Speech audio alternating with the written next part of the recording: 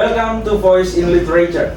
Today, we're diving into a topic that's deeply personal and universal. How stories use structure to depict trauma. Trauma is tough to describe because it often shatters our sense of time, Agree. memory, and reality. But literature has this incredible way of capturing this broken, scattered experience. So, how do writers use techniques like jumping back and forth in time, fragmented storytelling, or repetition to show what trauma feels like? To help us understand this, I'm joined by a fantastic group of guests.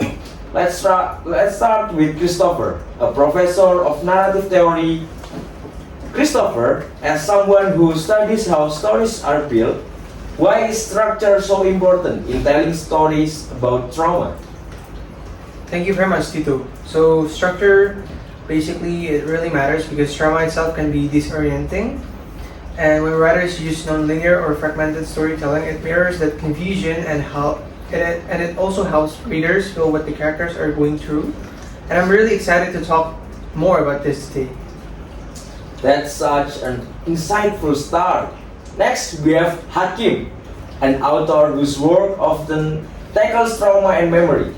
Hakim, how do you use structures to shape your stories about these themes?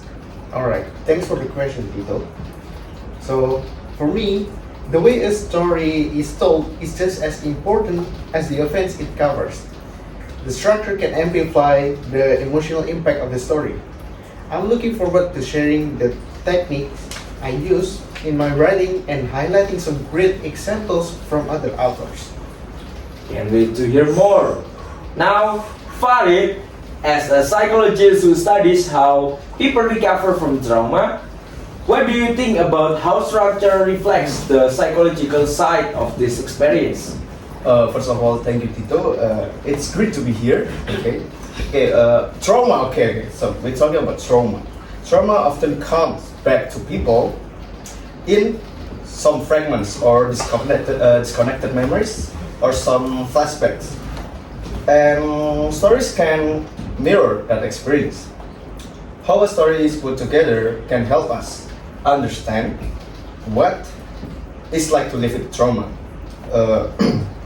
I'll bring in some ideas from psychologist's side as we talk. That perspective is going to add so much depth. Finally, we have Chanief, a literary critic who analyzes how stories capture human experience. Chanief, what's your take on the role structures plays in depicting trauma? When we talk about trauma, structure is very important in decoding the trauma itself because trauma in its person is very unique and different person has a different set of events that make him traumatic. There are two kind of experimental and narrative that challenges the reader to understand deeper on the character of the text itself. So yeah, I'm excited to unpack this further with everyone today. Okay, it's clear for a rich discussion. We'll look at how techniques like flashbacks, nonlinear storytelling, and even straightforward structures help portray trauma in powerful ways. So let's get started. Let's go. For this first segment, we're talking about how authors use narrative structures to represent trauma. How do storytelling techniques like fragmented timelines, nonlinear plots, or experimental formats bring out the complexities of traumatic experience? Let's start with you, Christofer. Why is narrative structure so important in capturing trauma? So Tito, actually, trauma often disrupts how people experience time and memory. It usually breaks events into scattered pieces, and the storytelling methods like nonlinear timelines or fragmented narratives reflect this disorientation. For instance, in the novel Toni Morrison Beloved, it has shifts between past and present to show how Seed's memories of her trauma keep intruding into her current life. And this structure helps reader feel the weight of her experiences on an emotional level. I completely agree. As a writer myself, I use fragmented narrative to reflect the chaos trauma creates. In my recent work, I alternated between past and present perspective to show how one traumatic event affects different generations. That's interesting. It's not just about telling the story, it's about making the readers feel the emotional ripple effect. Let me add something. From a psychological perspective, that is how exactly traumas work. Survivor often remember things in fragment, flashback or scattered memories, or even blank spots. Tim O'Brien, the things they capture this perfectly. The way it jumps between event mirror how soldiers grapple with the psychological burden of war. I'll actually add something about fragmented narrative. It also challenges the reader to stay engaged. Books like, wait, I forgot the name. Let me search it up. Yadgasis Hamgoing. It's a book that span multi-international, that make reader piece together the connection. This process mirror how trauma works on each individual with their own memories and struggle, and encouraging empathy. Okay, that's such an interesting perspective. When authors break away from traditional storytelling, they can immerse readers in the experience of trauma. Let's talk about specific techniques. Christofer, how do authors use time and chronology to show the effect of the trauma? So I think the authors use one of the most effective tool, which is manipulating time to show the effects of trauma. And the example of this is usually in a form of jumping back and forth in a story, which can mimic how traumatic memories suddenly resurface. For example, in the novel Michael Onigi, The English Patient. Michael what? Onigi? Oh yeah, continue. Onigi. Onigi. Yeah. Oh, Andi. How do you spell it? How do you spell it? I'm not sure how to spell his name, but I think it's supposed to be Undeji. So he has a fractured timeline that mirrors the protagonist's broken identity and fragmented memories. So this approach isn't just about style, but it's also about helping readers feel the instability and confusion that come with trauma. So, building on that, flashbacks can be incredibly powerful. They're not just memories, they're interruptions. For characters, the past can feel more immediate than the present. I use flashbacks strategically in my writing to show how trauma intrudes even in moments of calm, creating a constant struggle between past and present. That's actually very realistically how portrayal of trauma works. Survivors often experience vivid flashback or some fragments memory. Let me get some example. Books from W.G. Sebald, maybe, I don't know how to pronounce it, with the title Austerlitz, I don't know, reflect this well. The lack of clear timeline mirrors the fragmented past, reinforcing the cycle. I mean, the lack of clear timeline mirrors the fragmented state of mind someone dealing with unresolved trauma. It's kind of, Yeah, I see. I see. I get it. Another technique that I know is repetition. Does any of you know? Yeah, What is I repetition? do. What is repetition? It's basically repetitive. Yeah, that's It right. repeats That's The repetitive. but same The same storyline. thing and again and again. It's like a time loop. So the trauma narrative often repeat images, phrases, or events that give their character a traumatic event itself. In Beloved, recurring symbols and lines remind us of seeds in escapable past, reinforcing the cynical nature of our pain itself. Okay, so it's about like flashbacks, repetition, and non-linear storytelling are all great ways to mirror the experience of trauma. Yes. Yes.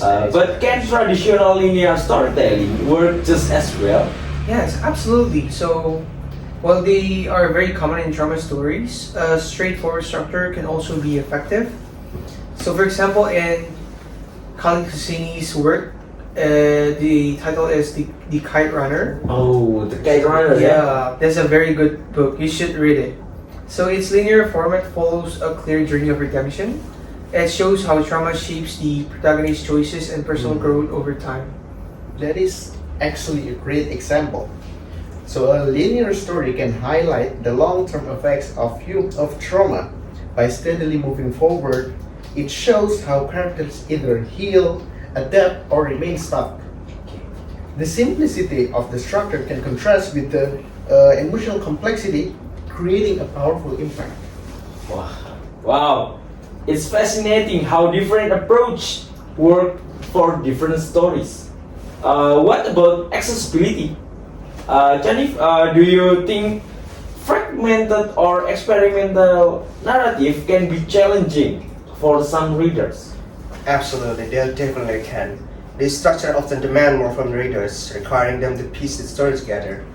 Some might find it confusing or whatsoever, or even overwhelming. But when done well, like in Ali Smith, How to Be Both, this narrative can balance complexity with emotional depth and making them both innovative and approachable. Ooh. That's true actually. Fragmented stories might be harder to follow, but they are also deeply rewarding. They invite readers to actively engage with the story, helping them connect more personally with the character struggles. It's clear, it's very clear that narrative structures plays a huge role in how trauma is understood and felt through stories. Before we wrap up, let's each share a book that does this brilliantly. So yeah, I think I agree with Farid. So basically, for the fragmented stories, they might be very hard to follow, but they actually invite readers to be engaged in the story, and they can feel like they can relate to the story, and it will be like the story will be. I mean, like the readers will be immersed into the stories. So I would say I would recommend Beloved by Toni Morrison. It's one of my favorite books. So Good choice. I highly recommend you guys to read it. So the structure of it is non-linear. It captures the lasting impact of slavery in such a powerful way. That is actually a great story by Toni Morrison. Mm. Well, my pick is The Underground Railroad. I believe it's by Colson Colson Whitehead. Oh yeah, I know that one. Yeah. I've read I know that that one. one. I know that one. Story. It's very Good choice, beautiful. good choice. The shifting timelines and alternate realities reflect the surreal, haunting journey of escaping trauma. Okay, for my pick. Are you guys ready for my pick? I'm ready. You ready? You guys ready? Okay. Let's go. Okay, let's go. I will pick The Things They Carried by Tim O'Brien. Oh, let's go. It's also my favorite writer. One of my favorite writers. Okay, so about that book, wait, I kind of forgot. Let me check. Oh, so it's fragmented vignettes capture the scattered memories of soldiers dealing with the aftermath of war. Oh yeah, that's a very great book. Yeah. Well, It's very heavy too. Good book. For me, I'm gonna go with my earlier discussion, Homegoing by Yanigasi. Yeah, That's a legend. Yeah, yeah, Absolute cinema. Absolute cinema. The intergenerational trauma, it basically told us that trauma is not experienced by ourselves, but can be passed down to our children, to our grandkids, or even down further. And it gives a show that trauma ripples through time and across families, which is kind of bad to be honest. My God, it's a fantastic choice. Oh my God. Okay. Thank you all. Thank you you for your thoughtful insights to our listeners. We hope this conversation has given you new ways to think about trauma and storytelling. But before we wrap up, do you have a trauma for about from your life?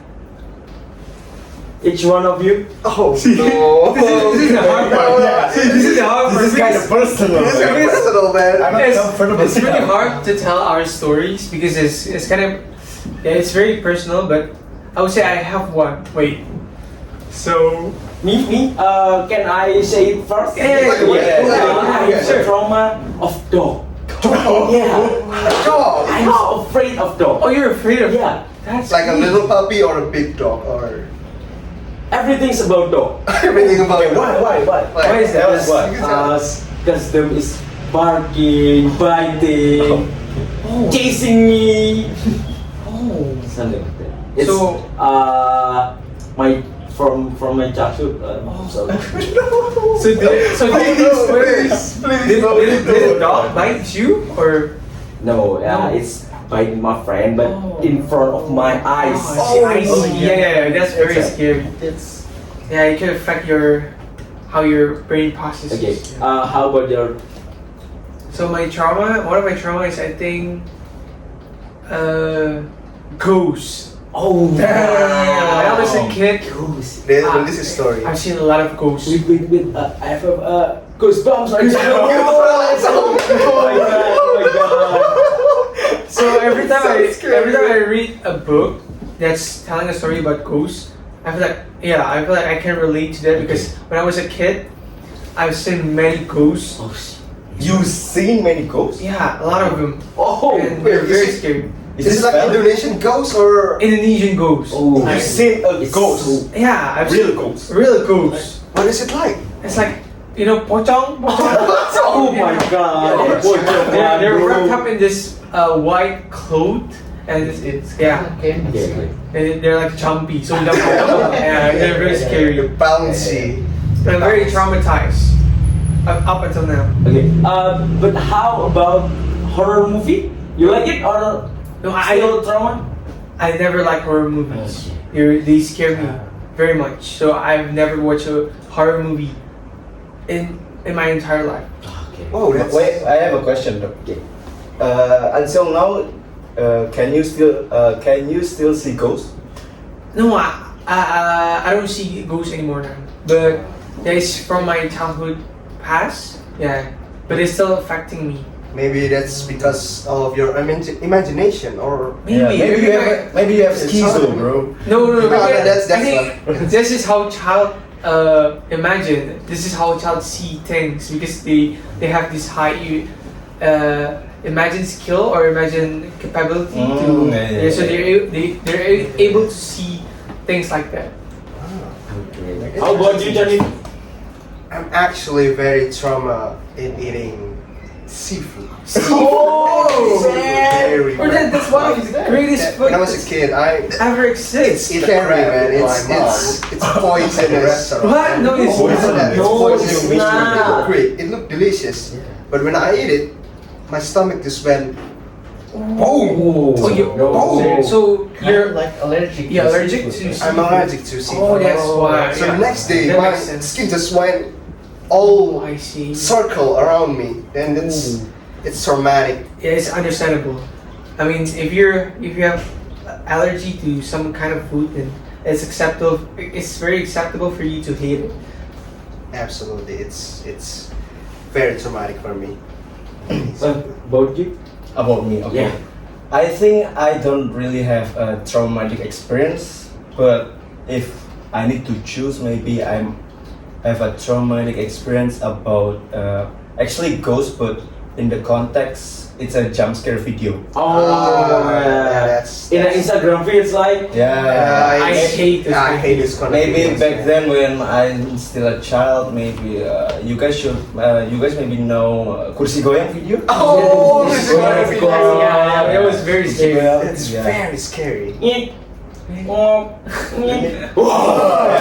That's making me scared Scary. about ghosts. Okay. I see. The last one. Hakim, let's go. I believe I don't have any traumatic that I can share in this. Okay. Is it too Good for you. Is it too It's personal? good for you, but It's kind of personal. Oh, I see. It's okay, it's okay. I get it. I get That's it. fine. Seafood is scary, man. I also have goosebumps telling about seafood right now. Yeah. Okay, that's all. Yeah. Okay, let's wrap up today's episode of Voice in Literature. We've explored how narrative structure and intergenerational trauma bring depth to stories, helping us understand pain, resilience, and hope. Yeah, I think this has been such a meaningful discussion. Literature gives us a way to connect with complex histories that are often untold. That's absolutely, I agree with you. Whether we're reading or writing, we have a chance to honor these stories and spark conversations about healing. What do Okay, you- from me, I hope today's episode can help the listener, the viewers, give them some insight about trauma, how trauma can also be a strength when it's transformed through storytelling. That's all from me. And it reminds us that how trauma can be is not only a legacy. Love, endurance, and hope are just as much as part of a collective narrative. Okay, beautifully said. Thank you, Christofer. Thank you, Hakim. Thank you, Farid, and thank you, Chanief, for your thoughtful contribution. And to our listeners, thank you for tuning in. Don't forget to check out the books we discussed and explore the power of literature. See you next time on Voice in Literature. Bye.